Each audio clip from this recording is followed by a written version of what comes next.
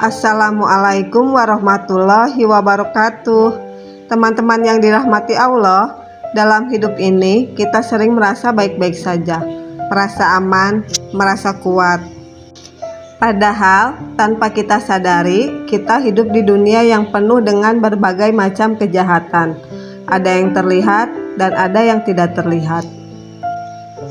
Ada yang datang secara terang-terangan dan ada yang datang diam-diam tanpa kita sadari.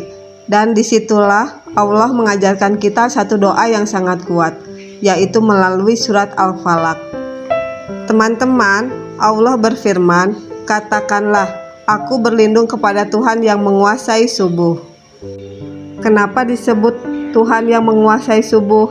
Karena subuh adalah tanda bahwa setelah gelap pasti ada cahaya. Artinya, seberat apapun masalah kita, Allah mampu menggantinya dengan kebaikan. Kemudian Allah lanjutkan, dari kejahatan makhluknya. Ini mengajarkan kita bahwa kita tidak bisa mengontrol semua yang ada di dunia ini. Kita tidak tahu niat orang lain. Kita tidak tahu apa yang akan terjadi. Maka satu-satunya tempat aman adalah berlindung kepada Allah. Lalu, dan dari kejahatan malam apabila telah gelap gulita. Malam seringkali identik dengan ketakutan, dengan kesepian, dengan pikiran-pikiran yang datang tanpa henti. Di malam hari, hati kita sering lebih lemah, dan disitulah kita butuh perlindungan dari Allah. Kemudian, dan dari kejahatan wanita-wanita penyihir yang meniup pada buhul-buhul. Ini menunjukkan bahwa ada hal-hal yang tidak terlihat yang bisa mempengaruhi kehidupan kita. Dan kita tidak akan mampu melawannya sendiri, kecuali dengan pertolongan Allah. Dan terakhir, dan dari kejahatan orang yang dengki apabila ia dengki.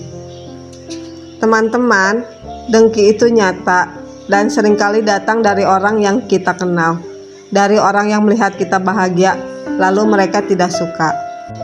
Dan itu bisa berdampak meskipun kita tidak menyadarinya. Maka Allah ajarkan kita untuk selalu berlindung kepadanya.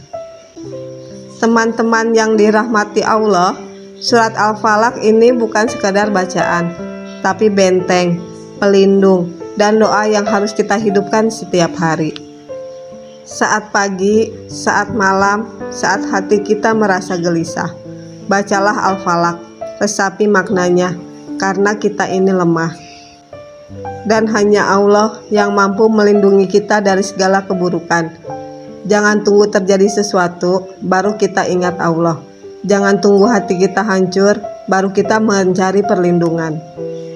Mulailah dari sekarang, jadikan Al-Falaq sebagai amalan harian, karena bisa jadi banyak hal buruk yang sudah Allah jauhkan dari kita, tanpa kita sadari.